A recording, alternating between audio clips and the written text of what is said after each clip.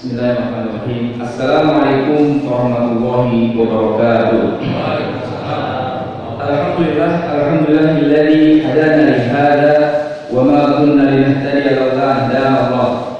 Asyhadu an la ilaha illallah wa asyhadu anna Muhammadar Rasulullah. Allahumma shalli wa sallim ala nabiyyina Muhammadin wa ala alihi wa sahbihi ajma'in. Ya ayyuhalladzina amanu taqullaha wa qulu qawlan sadida yuslih lakum a'malakum wa yaghfir lakum dhunubakum wa man yuti'illaha wa rasulahu faqad faza fawzan 'azima. Amma ba'd. Bapak-bapak sekalian, rahimani wa rahimakumullah, alhamdulillah segala puji bagi Allah Subhanahu wa taala yang telah memberikan karunia nikmat dan iman dan Islam, kesehatan, kekuatan, keamanan, sehingga kita bisa melaksanakan kewajiban kita sholat maghrib dan alhamdulillah kita satu berjamaah di masjid yang kita cintai ini. Semoga Allah Subhanahu wa taala menerima amal ibadah kita dan Allah sampaikan kita ke bulan Ramadan yang kita cintai. Amin. Salawat dan salam kita sampaikan kepada junjungan Nabi besar Muhammad sallallahu alaihi wasallam, keluarganya, sahabat tabi'in, tabi'in, dan semoga kita termasuk umatnya nanti yang kelak akan mendapatkan syafaatnya dengan izin Allah Subhanahu wa taala. Hadirin sekalian, kita sudah melewati pertengahan Sya'ban, maka tidaklah berheran ketika cucu angkat Nabi yaitu Usamah bin Zaid, beliau pernah berkata kepada Rasulullah, katakanlah wahai Rasulullah, aku tidak pernah melihatmu berpuasa, maksudnya berpuasa sunnah, selama sebulan dari bulan-bulan selain bulan Sya'ban. Jadi Usamah ini kan anak cucu angkatnya Nabi SAW. Beliau adalah putranya Zaid bin Harithah. Zaid bin Harithah ini punya putra namanya Usamah bin Zaid. Artinya keluarga Zaid ini interaksi dengan Rasulullah itu sangat dekat, sehingga bisa melihat bagaimana sehari-harinya Rasulullah beraktivitas dan beramal. Di antaranya adalah Usamah bin Zaid bin Harithah ini melihat Nabi SAW pada bulan ini memperbanyak saum sunnah dibanding bulan-bulan selainnya, yaitu di bulan apa? Di bulan Sya'ban. Ya, itulah sahabat Usamah bin Zaid, panglima yang usianya dikirim oleh Nabi SAW untuk melawan Rum pada usia 18 tahun. Bahkan ketika Nabi wafat pun Abu Bakar tidak mau mengganti Usamah sebagai panglima perang, memimpin para sahabat senior lainnya. Ya, Usamah bin Zaid. Dia bertanya terkait dengan ini, kenapa Nabi memperbanyak saum di bulan Sya'ban ini? Beliau menjawab dari sebuah hadis dari An-Nasa'i, "Dzalika syahrun yadhunnu nasu anhu baina Rajab wa Ramadan." Poin pertama disampaikan, ini adalah bulan yang manusia melalaikannya, yaitu sebulan antara Rajab dengan Ramadan. Wa Rajab karena bulan haram, saya pernah sampaikan, orang banyak menghormati bulan haram, bulan Rajab. Ramadan apalagi. Nabi katakan ini bulan yang paling banyak dilalaikan manusia. Wa huwa syahrun turfa'u fihi al-amali ila rabbil alamin. Pada bulan ini amal itu diangkat kepada Rabbul Alamin, kepada Allah Subhanahu wa taala. Kapan diangkat? Direkapnya. Dinaikkannya amal dalam setahun ada 1 bulan di mana bulan direkapnya amal, dinaikkan amal. Apa bulannya? Itu bulan Sya'ban sekarang.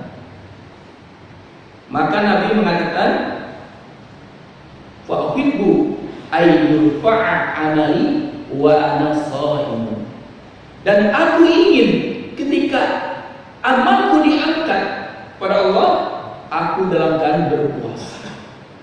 Inilah yang menjadi rahasia, salah satu asbab kenapa dikatakan Nabi saum Senin Kamis.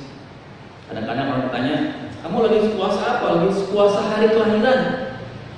Loh, kenapa puasa kelahiran? Nabi itu lahirnya hari Senin, itu hari kelahirannya, maka saya puasa hari kelahiran sekarang.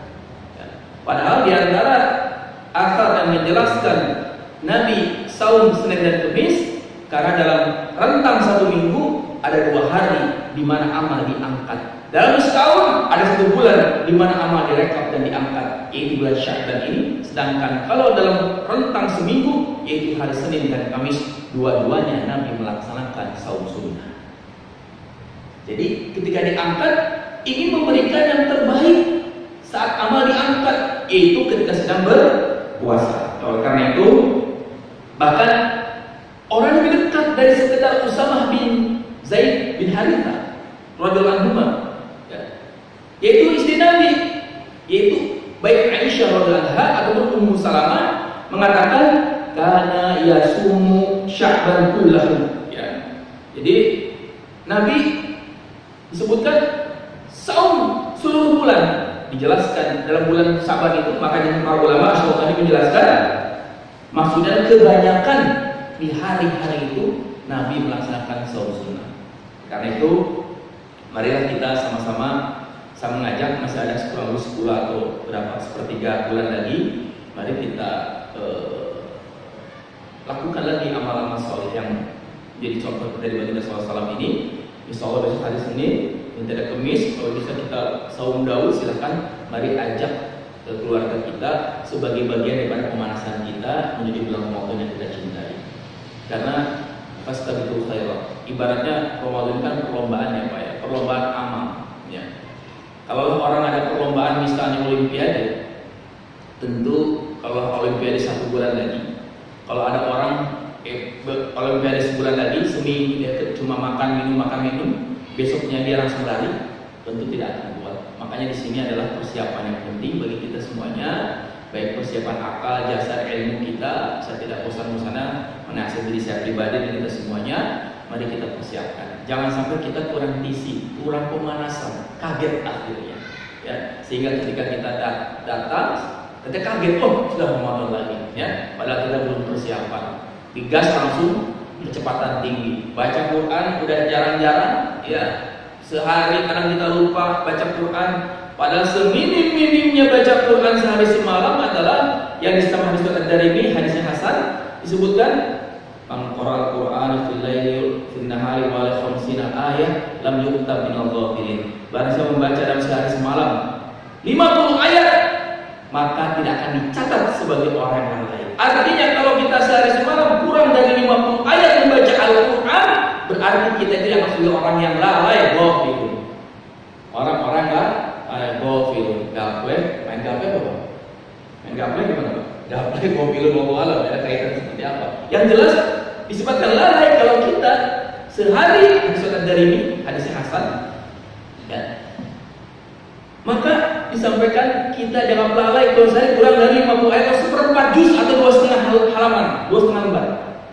Kalau kita sehari semalam nggak baca 2,5 lembar, maka Nabi sampaikan itu adalah orang-orang yang lalai. Begitu kita sekarang jalan baca Quran, kaget begitu Ramadan, cepet. Ada yang satu hari 3 juz. Alhamdulillah Pak Ustaz, udah sampai hari ke-20 kami sudah hatam 3 kali. Masya Allah. Masing-masing bangga ya dengan bacaan Al-Quran. Maka marilah kita ada kesempatan, tidak ada terlambat. Saya mengajak kepada bisa pribadi juga, mari kita terus berjuang. Ya, contoh Nabi katakan, bersiaplah di antara dengan saum sunnah. Insya Allah ada 10 hari lagi. Nah, kemudian kita tidak ingin ketika kita tanpa persiapan Ramadan kita harapkan ampunan, maghfirah dan sebagainya itu ternyata menjadi bumerang, bahkan menjadi mimpi buruk. Loh, kok bisa jadi mimpi buruk? Ya, kalau kita tanpa persiapan kok bisa Ramadan bisa menjadi bumerang, Ramadan bisa menjadi mimpi buruk? Ya bisa. Hadisnya sangat populer sekali, bahwa sudah sering diulang-ulang, sudah hafal ya. Bagaimana hadis Jibril alaihissalam yang mendoakan kejelekan terhadap 3 golongan ketika Nabi naik atas Jibril, ya, ketika Nabi naik ke atas mimbar, ya, 1, 2, 3, Nabi berkata amin, amin, amin. Bertanya sahabat, kenapa mengucapkan ya Rasulullah? Kata Jibril, faqala ya Muhammad. Jibril datang kepada Muhammad, kemudian Jibril alaihissalam mendoakan kejelekan bagi 3 golongan. Rogima anfu abdin, kata Jibril, siapa saja di antara 3 itu urutannya beberapa hadis berbeda-beda. Kalau yang satu ini urutan yang kedua. Rogima anfu abdin dakhala akhir Ramadan lam yudhil jannah. Maaf, dakhala akhir Ramadan, ya, lam yudhil. Orang yang masuk ke dalam bulan Ramadan kemudian sudah keluar dari bulan Ramadan, maka dia tidak diampuni oleh Allah Subhanahu wa taala. Jadi disebutkan celaka, rogi ma'an fu'adin, celaka, hinalah. Amin kan ya Rasulullah? Nabi bertemu bulan Ramadan ternyata tidak mendapat ampunan Allah Subhanahu wa Ta'ala. Oleh karena itu tentunya kita jangan merasa karena wah kita sudah sering ketemu Ramadan, mungkin beberapa ada yang sudah 60 kali bertemu Ramadan ya Pak ya. Di sini ada Pak yang paling lama kira-kira sering bertemu Ramadan, Pak siapa nih Pak? Pak siapa Pak? Ada Pak siapa ya? Di sini yang paling tua usia siapa? Ada yang 60, ada yang 70. Ya, saya baru 48 kali ketemu Ramadan. Mungkin sahurnya mungkin sekitar kurang 10 tahun atau 7 tahun lah. Sahurnya baru 41 kali. Tapi ketemu Ramadannya hampir 48 kali, Pak. Ada sebuah kaidah, sering saya ulang juga, ada sering kaidah oleh para ulama katakan seringnya berinteraksi bisa mematikan sensitivitas. Apa? Seringnya berinteraksi bisa mematikan sensitivitas. Ketemu lagi, biasa, ya kan? Ya, biasa, gitu kan ketemu Ramadan. Padahal, masya Allah, yang dituntut level Ramadan itu ternyata levelnya bukan begini grafiknya, Pak. Bukan datar, bukan tinggi terus turun, tapi level ibadah atau level semangat atau level amal dan ibadah senantiasa naik. Idealnya kan? Semakin hari semakin naik, ditambah dengan 10 hari terakhir, ya kan? Harusnya semakin naik. Ini level olimpiade takwa ini di bulan Ramadan sangat-sangat ketat persaingan, sangat-sangat berat. Karena dituntut levelnya bukan turun atau bukan standar, tapi levelnya dituntut adalah naik. Ya, terbukti dengan adanya iktikaf dan sebagainya. Insyaallah. Ya, hadirin sekalian, rahimani rahimakumullah, maka dikatakan seringnya berinteraksi. Kalau tidak di-manage dengan baik, maka itu akan mematikan sensitivitas. Sering digambarkan, dicontohkan, orang yang pertama kali melihat Ka'bah ke Mekah, umroh atau haji, lihat pertama kali Ka'bah pasti akan takjub, menangis, terseduh-seduh, gemetar kakinya. Hari pertama tidak mau ke hotel, saya mau di sini. Bahkan ketika ada di Madinah, nggak mau, nunggu Rasulullah buka terus sampai di pinggir, tidur di masjid. Terus hari ke-1, hari kedua mulai mau diajak pulang. Hari ketiga mulai, ya kan, sholat ya di masjid. Hari keempat kadang di hotel sholat, kadang di masjid. Hari berikutnya azan di Masjidil Haram. Sebentar tanggung ini belum beli oleh-oleh buat anak saya, ya kan? Kenapa? Keseringan berinteraksi bisa mematikan sensitivitas. Udah biasa. Buktinya apa? Para pedagang di sana yang 25 tahun, 30 tahun sudah berjualan di sana. Tiap hari lihat Masjidil Haram dan sebagainya. Kita perhatikan kalau azan berkumandang, mereka berlari ke depan Ka'bah mencari toko pertama atau sholat di toko mereka. Sholatnya di mana, Pak? Sholatnya di pinggir toko. Karena sudah sering. Sering itu Masjidil Haram, tiap hari dengar azannya, tiap hari dengar Imam Sudais, tiap hari ini. Sehingga karena saking seringnya sudah. Mungkin awal-awal bersemangat Ramadan penuh masjid kita, tapi hati-hati kalau kita tidak di-manage dengan baik, tidak dipersiapkan dengan adanya tadi training center kita ini ya, ini maka takutnya hanya ramai di awal. Ditambah lagi kita untuk memperbanyak istighfar kepada Allah menjelang hari-hari yang penting di 10 hari menjelang Ramadan ini. Tidak memperbanyak istighfar, tidak menambah ilmu, tidak mempersiapkan kelapangan hati dan sebagainya. Karena di antara sebab hilangnya rasa nikmat dari beribadah adalah adanya dosa dan maksiat yang kita lakukan. Kita belum bertobat kepada Allah Subhanahu wa Ta'ala. Jangan heran kenapa hari pertama nikmat banget ke masjid, hari kedua nikmat, hari ketiga sudah mulai terasa. Dilihat imamnya, dilihat dulu jadwalnya. Ini siapa jadi imam di alamin malam ini? Oh, Pak Anu, aduh panjang. Pindah musola sana sholat, ya kan? Nah, udah mulai pilih-pilih jadwal, ya kan? Panjang nih, aduh. Jadi sekali lagi tidak heran sebenarnya 2 bulan kalau para sahabat, wah itu memang masya Allah, itu mah kita nggak ada apa-apanya. Mereka 6 bulan setelah Ramadan berdoa semoga diterima amal ibadahnya. 6 bulan sebelum Ramadan mereka mempersiapkan menjelang Ramadan, atau minimal ada 2 bulan. Rajab adalah latihan menjaga perbuatan maksiat, Sya'ban ini latihan melaksanakan amal-amal soleh. Di antara memperbanyak saum sunnah. tilawahnya untuk mulai Pak, mungkin insya Allah nanti bapak-bapak tiap besok Ramadan sujud sehari insya Allah bisa. Tapi apakah tidak salahnya Pak, mulai dari sekarang kita latih Pak, teruskan membaca 1 juz per hari ini Pak, insya Allah. Jadi ketika Ramadan datang terus bersemi dalam hati kita kenikmatan kita tilawah Al-Quran dan memperbanyak istighfar kepada Allah Subhanahu wa Ta'ala. Hadirin sekalian, rahimani wa rahimakumullah. Jadi kita bersyukur Pak, masih di bulan Sya'ban ya. Sedangkan kita ketahui ini Ramadan sekarang ini kelihatannya cukup spesial. Cukup spesial seperti apa? Yang pertama adalah kita memang masih dalam kondisi tidak dikatakan sudah selesai dari pandemi. Yang kedua, kondisi global sekarang memang faktanya adalah telah terjadi peperangan.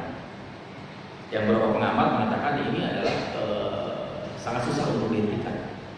Jadi berhentinya sangat mungkin, sangat susah. Menjalankan hebatnya akan sangat besar.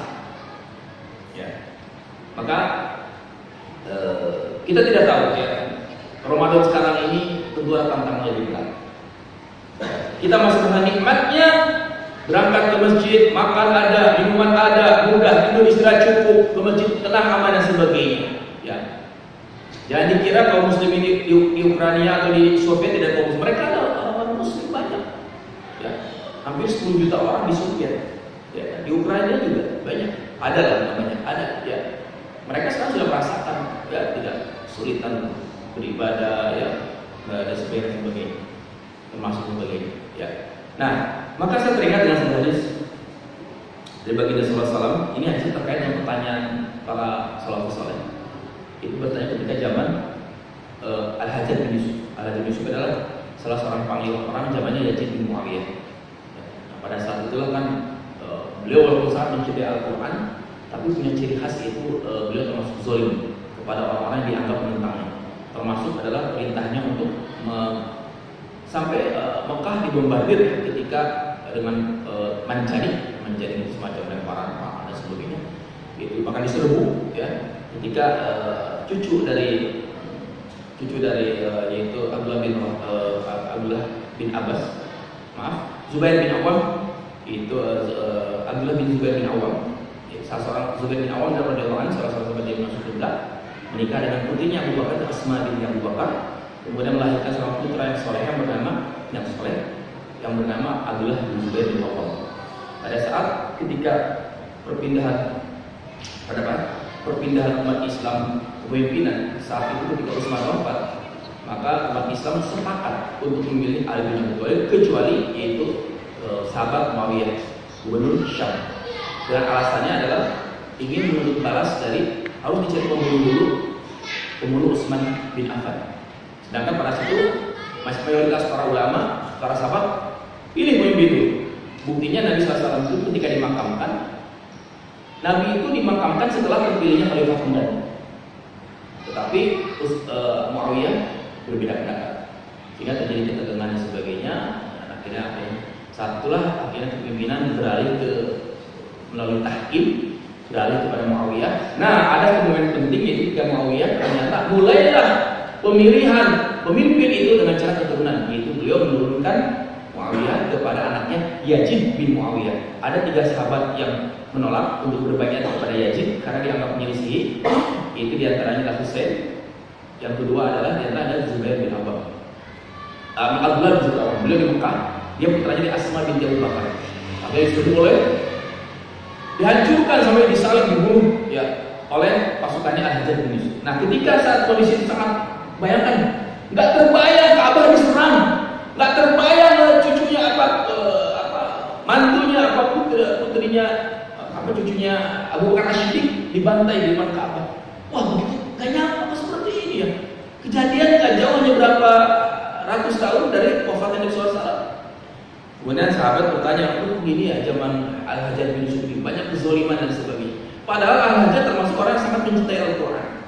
Maka salah seorang sahabat bertanya pada Anas bin Malik. Anas bin Malik itu sahabat yang didoakan Nabi, panjang usianya, banyak hartanya. Bertanya tentang masa periode fitnah ini kepada Anas bin Malik, ya. Kenapa terjadi terus zaman semakin jelek ini kondisinya? Maka beliau punya sebuah hadis, ya, Anas bin Malik menyampaikan, isbiru fa innahu la ya'ti 'alaikum zamanun illa alladhi ba'dahu syarru minhu hatta talqaw rabbakum. Jadi Nabi SAW menyatakan bahwa Nabi bersabda, bersabarlah kalian karena sesungguhnya tidaklah datang suatu zaman kepada kalian melainkan yang sesudahnya adalah lebih buruk dari sebelumnya sehingga kalian menemui Tuhan. Allah menemui Rabb. Jadi sudah berbuah bahwasanya zaman itu akan semakin buruk, ya kan? Apa perintah Nabi? Bersabarlah, isbiru, ya kan? Bayangkan dan pembunuhan seorang putri dari Asma binti Abu Bakar itu, masya Allah, heboh, Mekah dihancurkan, diserbu, ya kan? Ya, hanya gara-gara masa kekuasaan. Memang tidak mau berbayar saat itu. Karena kok main ini ya, apa? Dan mulai itu muncul kan Khawarij. Ngapain pakai tahkim segala sebagainya, itu banyak ceritanya. Nah, hadirin sekalian rahimani orang Allah. Kita lanjutkan. Nah, dengan puasa Ramadan, dalam kondisi kita rasakan, tidak kita pungkiri lah, kondisi zaman kita ini semak rasa-rasanya kalau entah yang Bapak rasakan. Saya rasakan, masya Allah ya. Orang LGBT, orang nikah antar agama enaknya, barusan terjadi di negeri kita yang kata negeri tauhid, ya kan ya? Ini apa tadi Pak? Balap ya? Mandalika itu ya, undang pawang itu dukun, ya kan? Udah gitu nggak ketawain gitu kan? Di depan jutaan manusia, negeri yang kata bertauhid banyak ulamanya, dengan serta merta, ya kan? Menantang Allah Subhanahu Wa Taala mendatangkan pawang dan sebagainya. Ya syukur-syukur tetap puja era cek orang Sunda banyak. Nah, gitu kan. Nah maksudnya kondisi kita zaman terasa ya, saya rasa kalau jelas terasa kalimatnya isbiru. Saya teringat sebuah asar penjelasan dari beberapa ulama terkait dengan apa saja sih yang pahalanya tanpa batas. Apa saja sih yang pahalanya tanpa batas. Dari hasil rangkuman menelaah Al-Quran dan Al-Hadis, minimal ada 3 amalan yang pahalanya tanpa batas. Tanpa batas. Yang pertama adalah saum Ramadan. Saum Ramadan itu pahalanya bilghairi hisab. Fa innahu li wa najibihi. Kata Allah kan, karena sebenarnya saum itu adalah untukku dan aku yang membalasnya. Pahala yang tanpa batas adalah satu, kata para ulama, saum. Di antara saum Ramadan. Yang kedua adalah sabar. Innamal muhsabina ajrun bighairi hisab. Ayat Al-Quran menjelaskan pahala orang sabar itu adalah bighairi hisab. Sabar dalam ketaatan, sabar dalam menjaga dari maksiat, sabar dalam ketika ada musibah dan sebagainya. Ya, kaum muslimin ada yang dari Suriah pindah ke Ukraina, di sana diserang lagi, akhirnya dia pindah ke mana? Ada orang Palestina disebut Israel, pindah juga ke Soviet atau kemana, pindah lagi sekarang ke Gaza lagi. Betapa kaum muslimin banyak merasakan sabarnya berlipat-lipat. Maka saya sampaikan, penting kurang aman di Indonesia ya, ibadah nyaman ya Pak ya, nggak ada perang, makanan cukup, kecuali mungkin minyak goreng yang perlu sedikit direbus ya. Tambahlah ya kan? Ya, kita masih bisa makan lah. Dan kalau orang tua saya di rumah memang begitu, kalau di sini memang banyaknya direbus-rebus ya, atau pada zaman sekarang. Mungkin Pak Jadul Akbar juga mungkin udah tahu ya. Ya, kita banyak orang mengeluh dan sebagainya, kondisi ekonomi, kondisi sebagainya, bahkan kezaliman, orang membantai darah seorang muslim, ya kan, tertawa-tawa saja, dibebaskan dan sebagainya. Hal pertama yang akan dihisab, ditanyakan di hari kiamat adalah perkara apa? Perkara darah. Kalau amalan yang pertama adalah salat. Kalau kelompok manusia pertama hisab, 3 kelompok udah tahu. Kalau amalan pertama aja, salat. Urusan yang pertama hisab, masalah darah. Apalagi kalau darah seorang muslim, dan itu kezaliman, masya Allah ya. Maka sabar itu adalah halnya. Yang ketiga adalah memaafkan orang lain. Apa Pak? memaafkan orang lain. Itu 3 pahala yang balasannya bighairi hisab, tanpa batas. Kita insya Allah sedang sabar nih ya, walaupun Indonesia relatif aman, tapi kita bersabar dengan kondisi seperti ini. Banyak saudara teman-teman saya yang kondisi ekonominya juga ini tiba-tiba malam hari, Kang, gak duit itu artos, apa ngerti ya saya? Kamu naon ya? Dia tergadu ngomel listrik, coba ya. Dia seorang tadinya seorang engineer di sebuah perusahaan terkenal. Ya, tiba-tiba ahli masjid juga, ketua DPR juga. Ya kan? Jangan kita cari sama listrik. Nah, itu seperti itu. Banyak orang yang ya Allah, gitu kan, kondisi seperti itu kita mungkin merasa ya, kita sering bersyukur. Maka kita berada kondisi kita biar kita bersabar, kita juga akan puasa. 2 ini akan menyambut kita, Pak. Dan kita dilatih bisa memaafkan orang lain. Makanya saya kutip ini, dalam kondisi masyarakat yang tanda kutip rasa-rasanya berat, kondisi masyarakat kondisi ini, saya teringat dengan suatu seorang ulama Syekh Qutb. Beliau menjelaskan sebuah kaidah, sebuah ayat. Maksudnya ada satu ayat yang perlu kita ingatkan, kita kencangkan. Bagaimana kondisi zaman, kata beliau menulisnya sekitar tahun 50-an atau 60-an ya beliau. Pada saat itu juga terasa juga beliau tahun 50-60 ya biasa. Beliau mengatakan ketika menghadapi kondisi zaman yang relatif memburuk dan masyarakat yang ini, beliau mengutip surat Al-A'raf ayat 199. Bagaimana menghadapi masyarakat kondisi zaman yang memburuk atau yang tidak ideal? Beliau sampaikan surat Al-A'raf ayat 199. Khudil afwa wa'mur bil urfi wa'arid 'anil jahili. Ya, kalimatnya beliau sampaikan. Perhatikan kalimat di ayat surat Al-A'raf ayat 199. Khudil afwa, jadilah engkau pemaaf, wa'mur bil urfi, suruh orang mengerjakan yang ma'ruf, wa'arid 'anil jahilin, dan berpalinglah dari orang-orang bodoh. Jadi ada 3 kaidah yang beliau Syekh Qutb rahimahullah sampaikan kepada kita semua. Ingatkan dengan ayat Al-Quran Tauhid Rabbani surat Al-A'raf ayat ke-199. Khudil afwa, jadilah engkau pemaaf, suruhlah orang mengerjakan yang ma'ruf, serta berpalinglah daripada orang-orang yang bodoh.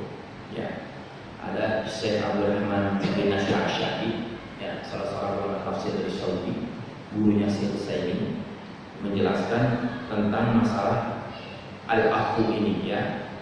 Nah, beliau menjelaskan bahwasanya pengertian al-afu ini tidak hanya sekedar memaafkan saja. Ya, di sini saya kutip ya. Ya, pengertian al-afu itu tidak hanya sekedar memaafkan saja, tapi satu kata beliau tafsir ya. Jadi menarik juga ya. Asy'ari ini boleh dikatakan kalau kita bilang udah salafi lah atau habil orang bilang terserah istilahnya. Beliau seorang ulama sunnah ya. Nah, beliau dan tadi yang saya itu adalah seorang aktivis gerakan Islam ya. Tapi bertemu di dalam surat ini ya, surat terkait dengan surat apa tadi? Surat Al-A'raf ayat 199. Khudil, apa yang dimaksud menurut beliau yang saya kutip di sini adalah mencakup makna satu, terimalah kaummu apa adanya. Masyarakat kita nih, satu, terimalah apa adanya. Kata beliau ya, bukan pendapat saya, hanya mengutip, hanya mengutip. Kedua, maklumilah kekurangan-kekurangannya. Yang ketiga, maafkan kesalahan-kesalahannya. Yang keempat, jangan bicara mereka dengan apa yang belum mereka pahami. Dan yang kelima, jangan bebani mereka dengan apa yang mereka belum sanggup. Kalau ahli tafsir itu Khudil afwa, ya, memaafkan itu tafsirnya 5. Terhadap masyarakat, terimalah kaummu apa adanya. Kedua, maklumi ketiga, maafkan kesalahan-kesalahan mereka. Yang keempat adalah jangan bicara mereka belum paham. Ya kan? Petani di desa yang banyak kristenisasi, calon itu yang cuma mancut, ya kan? Bah, tahu tidak hadis Nabi SAW? Tongkah binah, bola finnar. Wah, opo le. Misal, ya kan? Ya. Jangan bicara pada mereka dan apa yang mereka belum pahami, dan jangan berbanding mereka dengan apa yang mereka sanggupi. Jadi disinilah saya tutup sudah mengingatkan dan ditafsirkan oleh Syekh Asy'ari rahimahullah. Beliau sudah wafat, semoga Allah menerima amal dalam mereka. Sebagai satu wafat sebagai seorang mujahid, satu wafat sebagai seorang ahli ilmu. Ya. Terimalah kalau apa adanya. Dijelaskan lagi, bukan berarti kita bapak biarin aja, bukan. Terimalah apa adanya itu maksudnya adalah dipetakan kondisinya. Apa? Dipetakan kondisinya. Yang dia butuhkan sekarang apa sih? Oh, dia mungkin butuh sembako dulu, mungkin dia jangan dia ada ke masjid, dia bingung buat sekolah anaknya, dia masih bingung, gitu kan? Jadi terimalah kaum apa adanya bukan berarti ya udah biarin aja apa adanya. Bukan maksud kata Syekh Asy'ari ini. Artinya petakanlah. Maaf, yang menjelaskan petakan bukan Syekh Asy'ari, tapi salah ulama beragama Islam yang mengatakan maksudnya jangan dibiarkan begitu saja. Maksudnya petakanlah kondisinya. Mungkin dia akan memuji karena mungkin dia sedang kesulitan ekonomi, ya kan? Mungkin dia memusuhi orang menganggap kita radikal karena dia mungkin nggak pernah baca, jahil, ya kan? Padahal asli radikal itu kata apa? Ustaz Aris, radikal apa? Radikal apa tadi? Radikal kan akarnya apa ya? Sesuatu yang mengakar kan bagus. Islam itu kan akarnya menghujam ke bawah. Nabi Ibrahim kan batang ke atas, buahnya, masya Allah. Radikal berarti mengakar, harusnya bagus, ya kan? Tapi kenapa istilah radikal akhirnya jadi radikal, ya kan? Radikal macam-macam, ya, moderasi beragama dan sebagainya. Nah, jadi barangkali mereka itu beranggap negatif pada orang-orang muslim karena mereka mendapat asupan yang jelek dari buzzer dan sebagainya. Maka petakanlah kondisi mereka. Sebaik-baik dakwah baginda SAW ketika beliau mengutus Mu'adz bin Jabal ke Madinah, maka Mu'adz bin Jabal itu kalau Mu'adz bin Jabal ke Yaman. Kalau Musa bin Umair ke Madinah. Kalau Mu'adz ke Yaman, beda penekanan Mu'adz dan Yaman, beda, ya kan? Mu'adz Nabi berkata begini, Musa Nabi berkata lain. Dipetakan oleh Nabi. Nih cara berdakwah siapa? Oh, siapa penghulu kaumnya? Oh, ada Aus, ada Khazraj. Maka petakan siapa ini? Pokoknya ini itu saja. Maka dalam kisah diceritakan bagaimana ketika setiap orang bertemu Musa bin Umair itu suara pasti ada suara yang diucapkannya. Maka suatu saat bin Zurarah, seorang yang Ansar dari Khazraj yang sudah lebih dahulu masuk Islam, berpikir dengan Musa bagaimana kita kaum Aus masuk Islam, dipetakan siapa tokoh kaum Aus. Ternyata ketemu siapa? Sa'ad bin Mu'adz. Gimana cara supaya dia mau mendengar Sa'ad kemana orangnya? Akhirnya Sa'ad bin Mu'adz ketika sedang berbagi kaumnya tiba-tiba datang Asad bin Zurarah yang padahal sudah masuk Islam bersandiwara. Wahai Sa'ad bin Mu'adz, tidakkah kau tahu ada seorang dari Mekah menghina agama kita, mengbodoh-bodohkan kita? Kenapa kau diam saja? Wah, namanya Sa'ad bin Mu'adz kan temperamen. Siapa itu? Dia bawa tombak. Tunjukkan aku orangnya. Ada itu pancingan dari. Nah, ini contoh memetakan ya, berstrategi gitu kan. Nah, akhirnya datanglah Sa'ad bin Mu'adz. Dia tinggalkan pertemuan kaumnya, tinggalkan itu, kemudian ketika itu dia datang di hadapannya ada Musa bin Umair, maka Sa'ad berkata, marah, kamu berkata begitu? Apa jawab Musa?